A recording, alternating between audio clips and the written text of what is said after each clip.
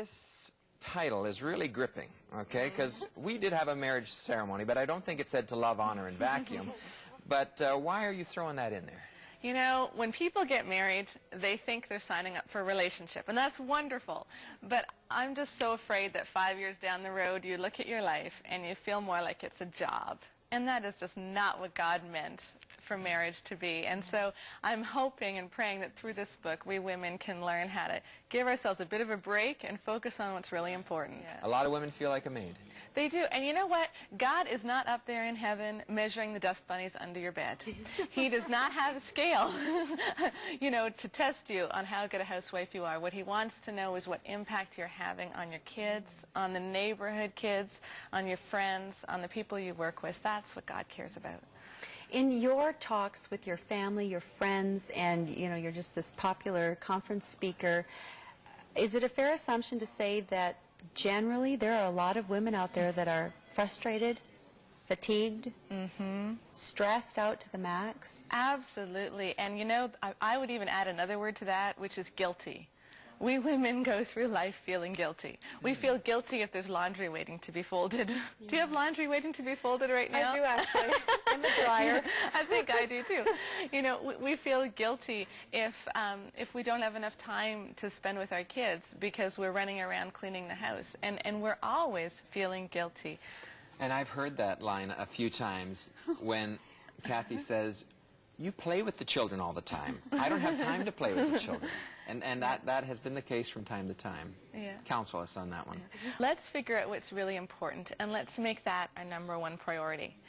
You do not need a perfect house. There is no verse in the Bible that says you must have a perfect house. Some people are perfectionists, though. But we need to let go of that. Got to break that somehow, yeah, because that perfectionism. What God wants is people. That's all God cares about. So let's make that our #1 priority. And if we do, you know, we're going to see this whole housework thing very differently. Let's think about how we can use our houses as places of ministry. You do need to vacuum. I'm not saying you don't need to vacuum, but let's not get too worried about it. Let's just make a comfortable home, and that's it. Okay, Sheila, I want you to talk to me as a husband and to the children that are listening right now. Okay? How can we help the mother and wife in the home? To move from feeling like maid to wife and mother. I think we need to realize that the home is everybody's. So let's figure out who's good at what, who has time to do what, and make sure that everybody is working in the home in some way. We have a rule in our house that if I'm working, everybody else needs to be working too. Oh, okay. Not necessarily on the same thing, but that way it's not one person doing everything. And you know, it is an incredible gift you can give your kids if you make them do chores. Many hands make light work. Yeah, and you're teaching, the best gift that you can give your future daughter-in-law is a son who cleans toilets. You're not kidding. Absolutely. And does dishes every once in a while. Think how great their marriage will be. 3 years old, and you get out a mop. No matter where that child is in the house, that child senses that mop and will come running to help, right? Yeah. And we immediately send them away because they make it harder for us. But let's not send them away. You know, give them a cloth. Nurture that when they're little. Let them have their little part of the floor they can clean. And the pretend lawnmower. Yeah, and then when they're older, they can do more and more, and they can be involved in the home too. I want to also have you speak about that whole respect thing. You refer to it several times in the book, but there's specifically a chapter where you focus on bottom line, are we modeling Christ to our kids? You have a 10-year-old son, don't you? If he comes home from school and drops his backpack on the floor and his coat on a chair and then goes and plays Nintendo, and you pick those things up, you could feel like you're serving him. But instead what you're doing is you're teaching him it's okay to treat you in an un-Christ-like manner. Right?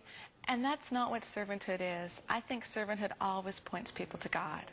And if we are doing things for them that they should be doing for themselves, if we are depriving them of the chance to reach out, to help, to be helpful, or to learn an important skill, we're not really serving them. Yes, and that happens, and so now it's like, okay, I'm not going to put this away. I'm not going to put this away. You're going to just, but the thing is, it doesn't matter to them, so they'll leave it there. I know, You need to talk as a family about what kind of house you want to have and who should be doing what. And if you sit the kids down and say, it is really important for me that certain parts of the house be neat. Our entrance room, our kitchen, our living room, or whatever. You know, if you have the playroom and you want to keep that a little messy, I can live with that. But I need these areas neat. And so let's talk about how we can get that done. And then if they don't get it done, they have privileges, right? They probably play on the computer or talk on the phone. You know, those things can be taken away. I want to highlight something in Chapter 4, and I really liked it because it's helping focus on me. I can't change my husband and my kids ultimately. I can encourage good behavior, but if I'm constantly looking for them to change to make me happy, I'm in a vicious circle, aren't I? Let me just read a couple of sentences and then I want you to expound on this. The best way to stop yourself from working all the time, or at least feeling like you have to, even if you don't, is to schedule other activities and make them your first priority. And so what I'm saying is let's figure out what we really want to do, like have good relationships with our kids, have some quiet time with God, have some time to exercise, or just have a bubble bath while eating chocolate truffles, okay? You know? And know when you're going to do those and schedule them in first. Make sure these things are your priority because that's what you absolutely need. I'm not talking about 4 hours in the bubble bath either, okay? Right. But just 15, 20 minutes that you use on yourself every day, and then the housework can come after that. But if you are not happy, if you don't have time to renew your soul, you're going to be running around yelling at everybody. I have a lot in the book about how we can get organized about housework so it doesn't take as much time because, as I said, we do need to do it. But often what happens is that women will get up in the morning or get home from work and you'll start the housework and you keep noticing what needs to be done. And there's more and more and more. And you just keep going. You don't stop. Yes. And then you find that a day's gone by and you haven't actually talked to your kids except to say, pick this up or else hurry up, we've got to go. Yeah. You know, and that's not how we want to live. Yeah. Sheila, thank you. I got to say this. We got to end in this. I love this because I got to admit there have been times when I've said, I feel like a maid.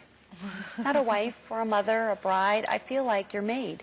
And there's a lot of us that need to get out of that. Yeah. And we can do it through positive steps. We can. And don't wait for him to change. Exactly. You change. Exactly. And then they will change in response. Good advice. Thank you, Thank Sheila you so Gregoire. much. Appreciate that so much. Yeah.